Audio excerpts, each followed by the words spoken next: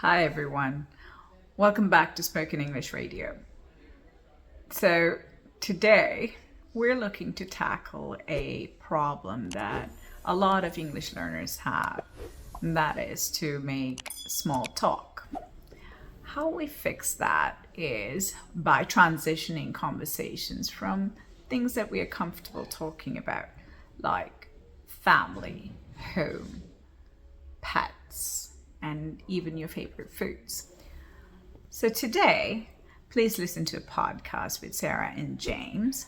They will be transitioning conversations, and you need to pay particular attention to how they go from one topic to the next to the next. Let's get started.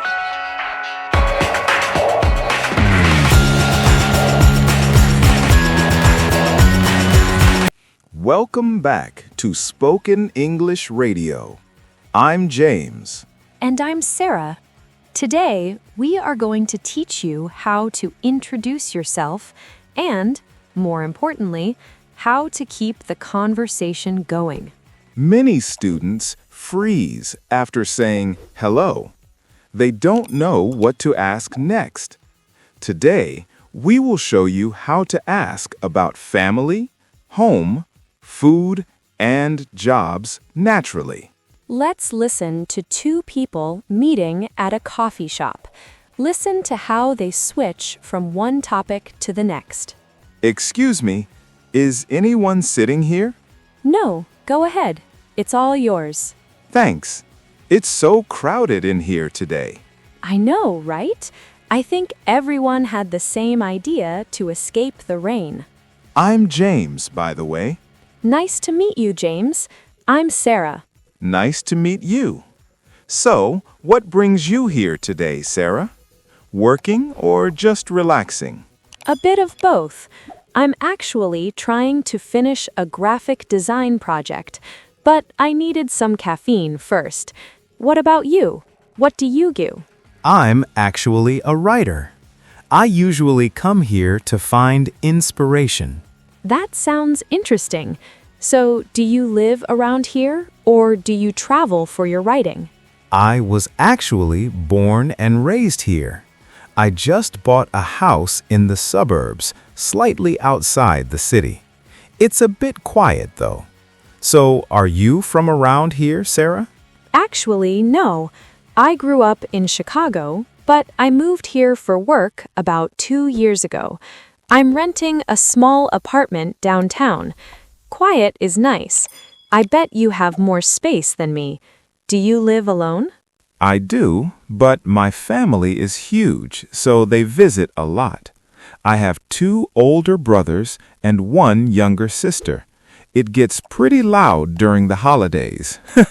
How about you? Any siblings? No, I'm actually an only child, so it's usually pretty quiet for me.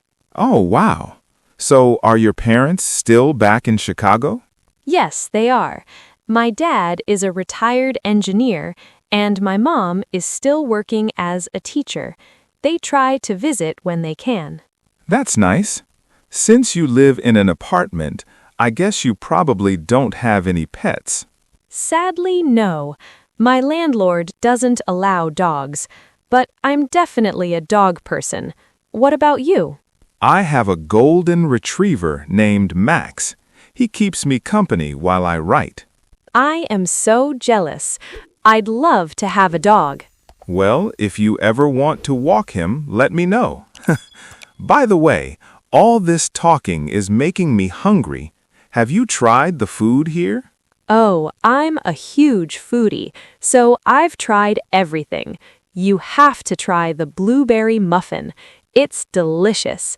What kind of cuisine do you usually like? I'm a big fan of Italian food, but I can never say no to a good muffin. I think I'll go grab one. Good choice. It was really nice meeting you, Sarah. You too, James. Enjoy the muffin. That was a longer conversation. We covered a lot of topics. Let's break down the vocabulary we used to ask personal questions. First, we talked about housing. Sarah asked, Are you from around here? I said I was born and raised here. This is a common phrase meaning I was born in this city and I grew up here. Then we talked about family. James asked if I had any siblings. Siblings is the collective word for brothers and sisters. If you don't have any, you say, I am an only child. We also talked about parents. I mentioned my dad is retired. This means he has finished his career and stopped working because of his age. Next, we discussed pets. Sarah said she is a dog person. In English, if we love a specific animal, we say we are a dog person or a cat person. Finally, we talked about food. Sarah called herself a foodie. A foodie is a slang word for someone who really loves food and trying new restaurants. We also used the word cuisine, which is a fancy word for a specific style of cooking, like Italian or Mexican. So next time you meet someone, try moving the conversation past just work. Ask if they are a dog person or if they have any siblings. It's the best way to make a new friend. We have put the full vocabulary list in the description below. Don't forget to like and subscribe to Spoken English Radio for your daily fluency practice. And give this episode a big thumbs up, a like. It really helps people like you find our podcast. Please share this with anyone who is learning English.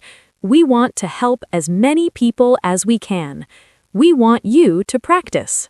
Go to the comments section and tell us about yourself. You can write 1 or 2 sentences. Thanks for listening. Bye for now. Keep learning. Watch the next recommended videos to improve your English.